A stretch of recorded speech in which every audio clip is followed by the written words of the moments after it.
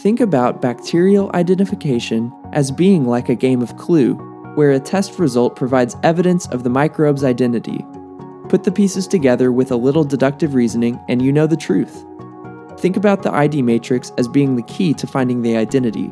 It has all the possible microbes and their biochemical test results organized in such a way that by adding another fact you know about your microbe, a test result, the matrix will eliminate from consideration those microbes that don't match up. By choosing tests carefully, the number of possible identities is reduced until a single option remains. The process of elimination has given you an ID. This is your microbe.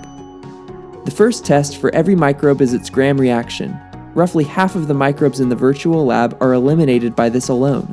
After that, some important first tests are done which will reduce the number to a dozen or so possible organisms. Then, consulting the ID matrix to find other useful tests and inputting their results will ultimately reduce the number of possibilities to 1.